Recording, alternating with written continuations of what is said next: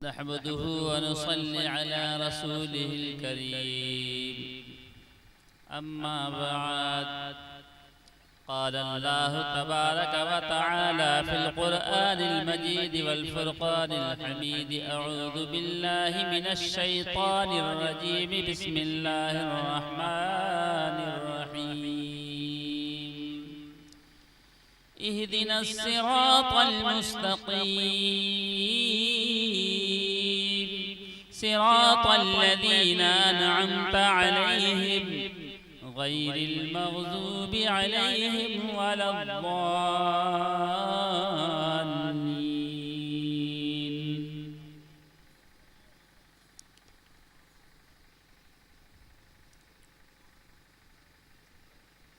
मेरे दोस्तों,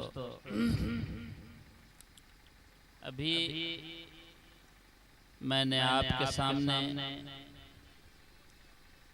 कुरान पाक की सूरतों में से एक मुख्तसर सूरत जिसका नाम सूरतुल फातिहा है, उनके आखिर की चंद आयतें आपके सामने तिलावत की है। मैं ये चाहता हूँ कि इन्हीं आयतों का सहारा लेते हुए चंद बातें आपके गोश गुजार करूं। और मेरे अजीज का हुक्म हुआ कि हजरत आप तकरीर से पहले नात के चंद अशार भी सुना दीजिए। हालांकि मेरी आवाज़ अब साथ नहीं देती, मेरी अलालत मुझे ले डूबी है।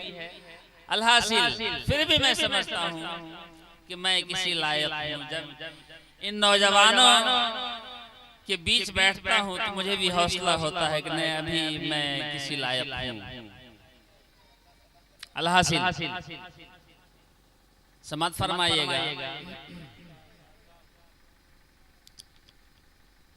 उसने किस्मत को अपनी सवारा नहीं, उसने किस्मत को अपनी सवारा नहीं, हाँ सवारा नहीं, हाँ सवारा नहीं।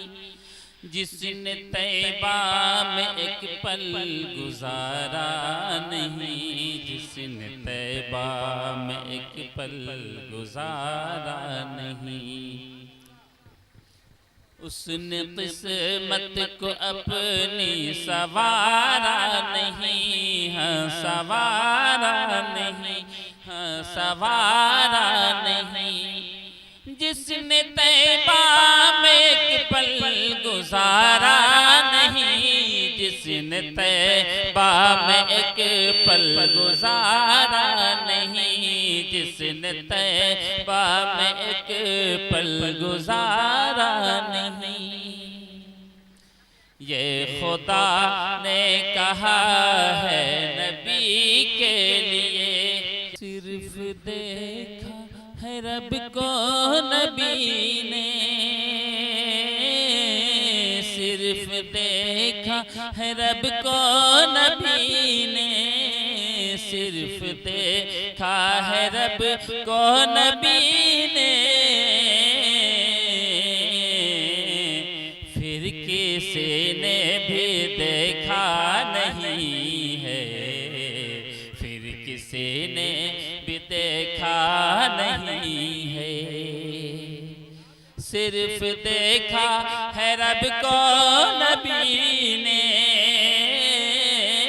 सिर्फ देखा है रब को नबी ने।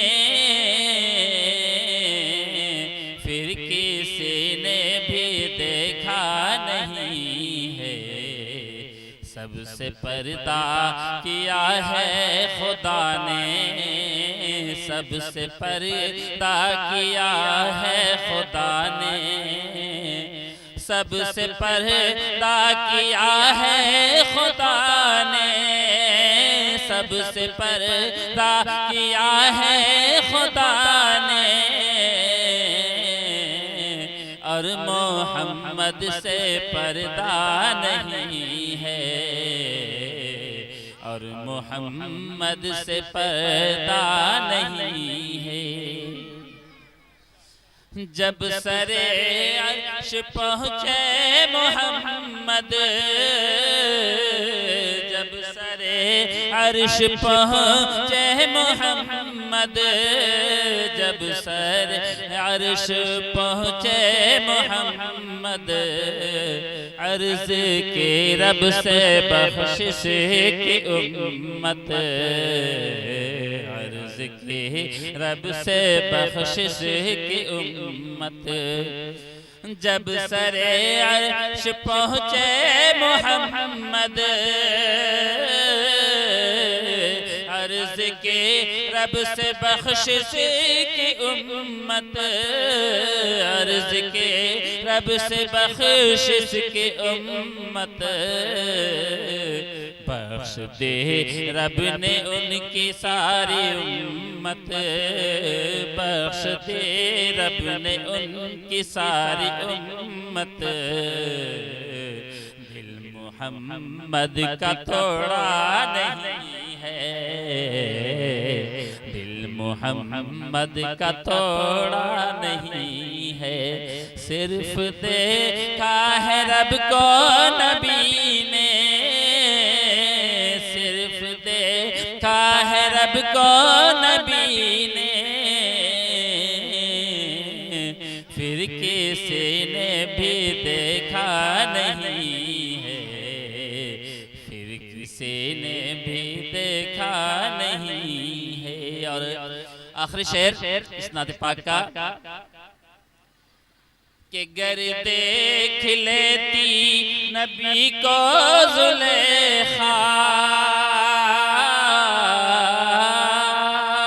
गर देख लेती नबी को ज़ुलेखा, हुस्ने यूसुफ पे हरगिज़ न मरती, हुस्न यूसुफ पे हरगिज़ न मरती। गर देख लेती नबी को ज़ुलेखा,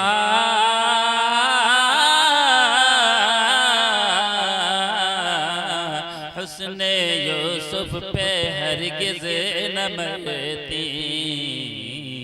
क्यों कि प्यारे नबी जी के जैसा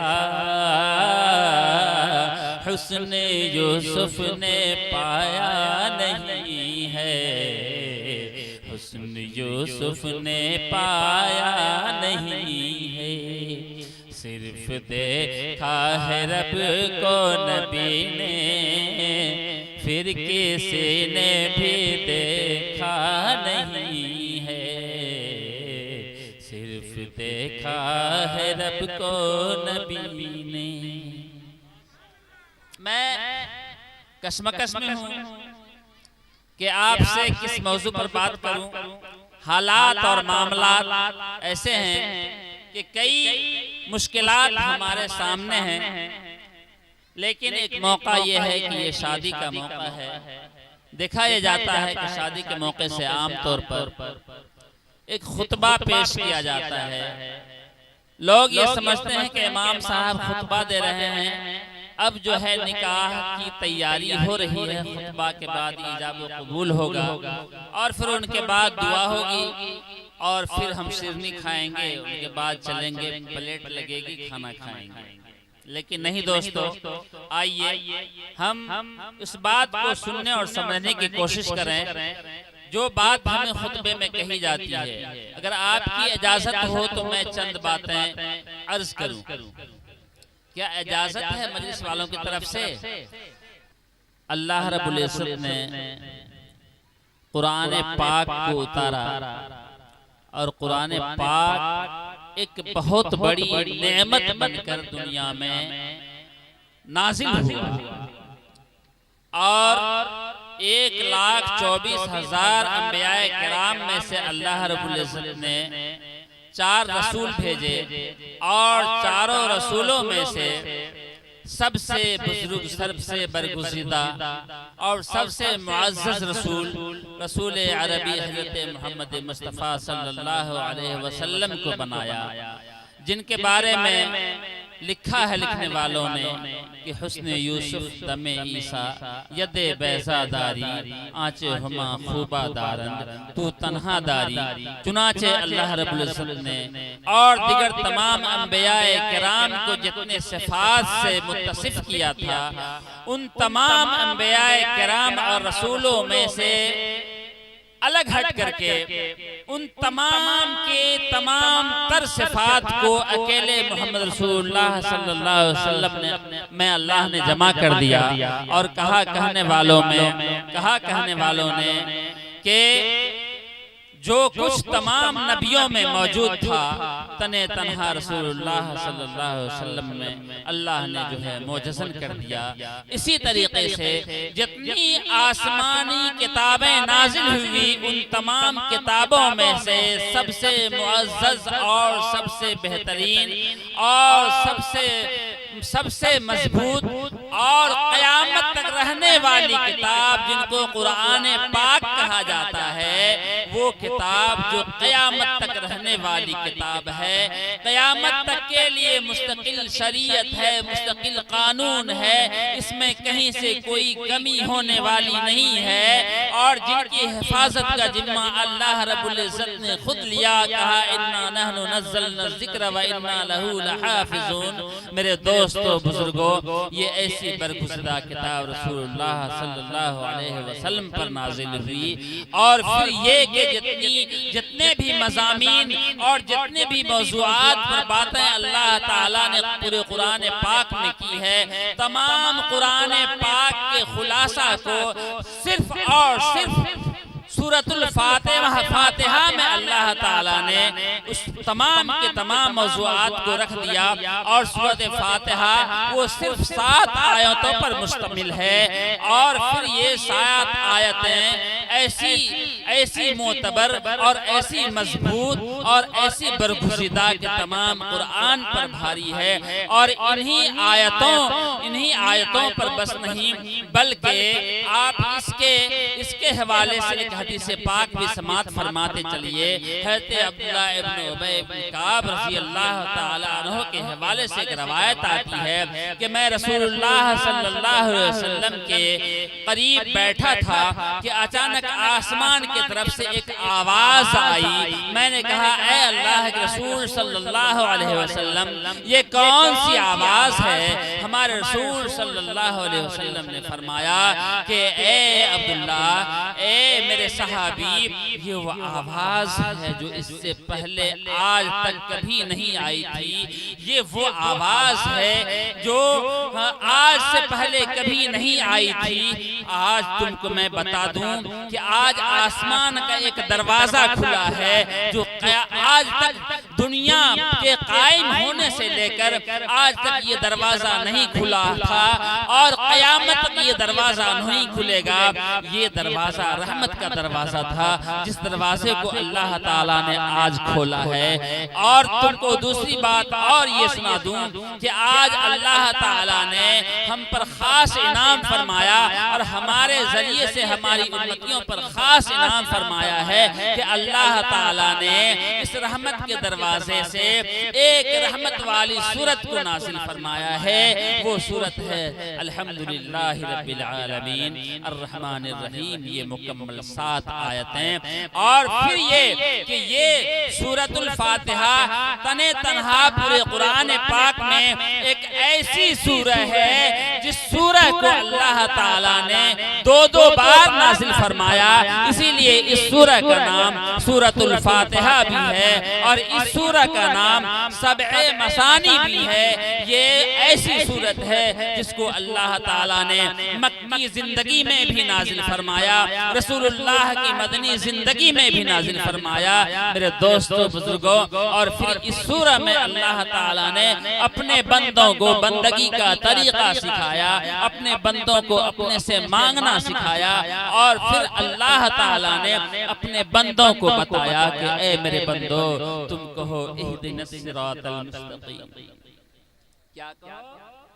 इहदिनस सिरातल मुस्तकीम, तुम मुझसे अपनी हिदायत मांगो, अपनी दुनिया की जिंदगी को संवारने के लिए हिदायत मांगो, अपनी उखरवी जिंदगी को संवारने के लिए हिदायत मांगो। मेरे दोस्तों, मैं आपसे क्या बातें करूं इस सूरह के मुतालिक। इनके इतने बड़े दर्जात और इतने मर्तबात और इनके इतने फजाइल अल्लाह ने बयान किए, अल्लाह के रसूल ने बयान किए, सहाबा किराम ने बयान किए, जो बयान से हमारे लिए बाहर है और आपके समझ से भी बाहर है। अलहासिल मैं मुख्तसरन ये अर्ज करता चलूं कि हिदायत के दो माने फुक़हा किराम ने बयान किए। एक माने हिदायत का ये बयान किया कि कोई शख्स आपसे पूछता है कि भाई साहब मुझे सुपौल जाना है, आप रास्ता बता दो कि हम सुपौल पहुंच जाएं। आप कहते हैं कि ये जो रोड जा रही है आप सीधी इस सड़क को पकड़ते हुए चले जाइए, 20 किलोमीटर आगे चलकर आपको सुपौल मार्केट आ जाएगा, आप सुपौल पहुंच जाएंगे। इसको कहते हैं इरादत तरीक, रास्ता का दिखा देना। और दूसरा माना जो इसका बयान किया है उसका माना है ईसाल इलल मतलूब, यानी आपसे कहा कि भाई मुझे सुपौल जाना है और सुपौल में मुझे लोहिया नगर पहुंचना है। आप उसकी गाड़ी में बैठ जाते हैं और बैठकर सुपौल पहुंचते हैं लोहिया नगर में और कहते हैं कि मेरे भाई यही सुपौल का लोहिया नगर चौक है, यहाँ आप मंजिल मकसूद पर पहुंच चुके हैं। तो ये इसको कहते हैं ईसाल इलल मतलूब, यानी आपका जो मतलूब है वहां तक आपको पहुंचा दिया, आपको हिदायत मिल गई। मेरे दोस्तों, यहां समझने की बात है, इंसान का काम है इरादत तरीक कर देना, रास्ता बतला देना, लेकिन अल्लाह का काम है मतलूब तक पहुंचा देना। लेकिन एक वो शख्स है जिनका मकसद मतलूब तक पहुंचना है और एक वो शख्स है जिनका मकसद मतलूब तक पहुंचना नहीं है। अब आइए मैं आपको आगे बताऊं एक वाक़या कि रसूलुल्लाह सल्लल्लाहु अलैहि वसल्लम दीन के मामले में, इस्लाम के मामले में बहुत ही लालची थे। वो चाहते थे जितना ज्यादा लोग ईमान ले आए मेरे हक में बेहतर होगा। चुनाचे रसूलुल्लाह सल्लल्लाहु अलैहि वसल्लम हिदायत की दावत देते हुए, इस्लाम की दावत देते हुए अपने चाचा ख्वाजा अबू तालिब के पास पहुंचते हैं और कहते हैं कि चाचा जान आप कलेमा पढ़ लीजिए। ख्वाजा अबू तालिब कहते हैं कि मेरा बेटा, मैं कुरैश खानदान का हूँ, मैं हाशमी नस्ल से ताल्लुक रखता हूँ, अरब का सबसे मशहूर खानदान और कबीला है, मैं सच्चा हूँ, मैं वादे का पक्का हूँ, मैं वादा खिलाफी नहीं कर सकता। अरब के सरदारों से मैंने वादा किया है कि मैं वादा खिलाफी नहीं करूँगा, मैं तुम्हारे साथ हूँ। लेकिन याद रखो मेरे बेटे, जब तक मैं जिंदा हूँ तुम्हारा बाल बाका करने वाला कोई नहीं, मेरी सरपरस्ती तुम्हें हासिल रहेगी। मैं तुम्हारी बातों पर तो अमल नहीं करता, लेकिन इतना है कि मैं तुम्हारी सरपरस्ती करता रहूंगा, तुम्हारी देखभाल करता रहूंगा। मेरे बेटे मुझे मजबूर न करो। फिर भी रसूलुल्लाह सल्लल्लाहु अलैहि वसल्लम जो है मौत के वक्त में करीब जाते हैं और कहते हैं मेरे प्यारे चचा अबू तालिब आप मेरे कान में कलेमा पढ़ लीजिए। अल्लाह ताला की तरफ से एक सूरत नाजिल होती है, वो आयत नाजिल होती है, क्या इन्नका ला तहदी मन अहबब्त वलाकिन्नल्लाह यहदी मन यशा, कि ए मोहम्मद सल्लल्लाहु अलैहि वसल्लम आप जिसको चाहें उसको हिदायत नहीं दे सकते, हिदायत देना मेरा काम है और हिदायत की तरफ बुलाना आपका काम है।